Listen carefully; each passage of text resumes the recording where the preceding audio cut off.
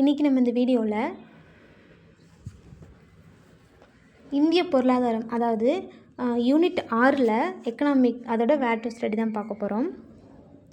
அதாவது மொத்தம் இதில் வந்து 3 டாபிக் மாதிரி கொடுத்துருப்பாங்க, 1 2 3ன்னு. அதில் இந்திய பொருளாதாரத்தின் இயல்புகள், 5ஆண்டு திட்ட மாதிரிகள், ஒரு மதிப்பீடு, திட்டக்குழு மற்றும் நிதி ஆயோக் அப்படின்னு இருக்கும். இதோட வேட் ஸ்டடி பார்க்கலாம். 9th புக், அதாவது 9வது புக்கில் பொருளியல் பாட்டில் வந்து மேம்பாட்டை அறிவோம், தொலைநோக்கு அளவீடு மற்றும் நிலைத்தன்மை அப்படின்னு ஒரு டாபிக் இருக்கும், அந்த டாப்பிக்கு. அதுக்கப்புறம் 10வது புக்கில் அதே பொருளியல் இதில் வந்து மொத்த உள்நாட்டு உற்பத்தி மற்றும் அதன் வளர்ச்சி ஓர் அறிமுகம் அப்படின்னு ஒரு பாடம் இருக்கும். அதுவும் 10வது புக்கில் இன்னொரு பாடம் உலகமயமாதல் மற்றும் வர்த்தகம் அப்படின்னு ஒரு பாடம் இருக்கும். அதுவும் 11th எக்கனாமி புக்கில் அதில் வந்துட்டு இந்திய பொருளாதாரம் 11th 3 பாடம், இந்திய பொருளாதாரம் சுதந்திரக்கு முன்னரும் பின்னரும் அப்படின்னு ஒரு பாடம், தமிழ்நாட்டு பொருளாதாரம் அப்படின்னு ஒரு பாடம் இருக்கும். இந்த 3ஐயும் படிச்சுக்கோங்க. அதுக்கப்புறம் 12th எக்கனாமிக் புக்கில் வந்து பொருளாதார மேம்பாடு மற்றும் திட்டமிடல் அப்படிங்கிற ஒரு பாடம் இருக்கும். அதே 12th வந்து ஒரு 4 பாடம், 5 பாடம். பன்னாட்டு பொருளியல் அப்படிங்கிற ஒரு டாப்பிக்கு, பன்னாட்டு பொருளாதார அமைப்புகள் அப்படிங்கிற ஒரு டாபிக் இருக்கும். ஒரு புதிய சமூக பொருளாதார ஒருங்கமைவு எதிர்நோக்கு அப்படின்னு ஒரு டாபிக் இருக்கும். அதுக்கப்புறம் பாலிட்டி புக்கில், அதாவது எக்கனாமிக் இந்த டாபிக் வந்து பாலிட்டி புக்கில் ஒன்று கவர் ஆகிருக்கு. அது என்னென்னா திட்டமிடுதலும் வளர்ச்சி அரசியலும் அப்படின்னு பாலிட்டி புக்கில் இருக்கும். அதுக்கடுத்து வருவாய் ஆதாரங்கள் 2வது ஒன்று, வருவாய் ஆதாரங்கள் இந்திய ரிசர்வ் வங்கி நிதி கொள்கை மற்றும் பணவியல் கொள்கை அப்படின்னு சொல்லிட்டு அந்த டாப்பிக்கில் எங்கெங்கே கவர் ஆகுது அப்படின்னா 8th புக்கில் பணம் மற்றும் சேமிப்பு முதலீடுகள் அப்படின்னு ஒரு டாபிக் இருக்கும், அந்த பாடமும். 9th புக்கில் பணம் மற்றும் கடன் அப்படிங்கிற டாப்பிக்கு.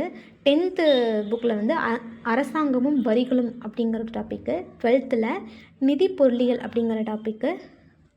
அதுக்கடுத்து பணவியல் பொருளியல் அப்படிங்கிற ஒரு பாடம், வங்கியியல் அப்படிங்கிற ஒரு பாடம்.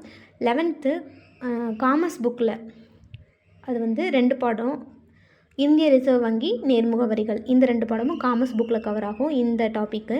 அடுத்து 3வது வந்து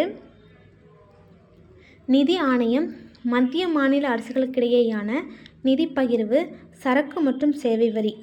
இந்த டாபிக் என்ன, அதாவது அதே சிலபஸில் 2வது இதில் அதே இந்த இது எங்கெல்லாம் கவர் ஆகுது அப்படின்னா 12th எக்கனாமிக் புக்கில் நிதி பொருளியல் அப்படின்னும், 11th காமர்ஸ் புக்கில் மறைமுக வரிகள் அப்படிங்கிற பாடமும், 12th காமர்ஸ் புக்கில் சுற்றுச்சூழல் காரணிகள் அப்படிங்கிறது 19.5 அப்படின்னு சொல்லிட்டு இருக்கும், அதையும் பார்த்துக்கோங்க.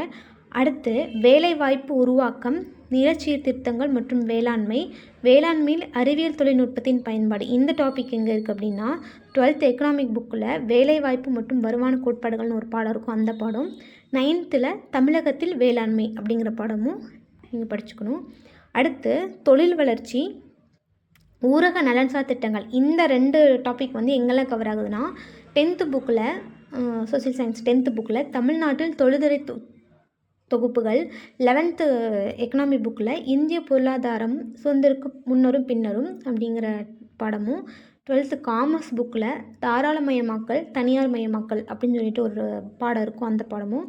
12th காமர்ஸ் இன்னொரு பாடம் என்னென்னா தொழில் முனைவோருக்கான அரசின் திட்டங்கள் அப்படிங்கிற பாடமும் இருக்கும்.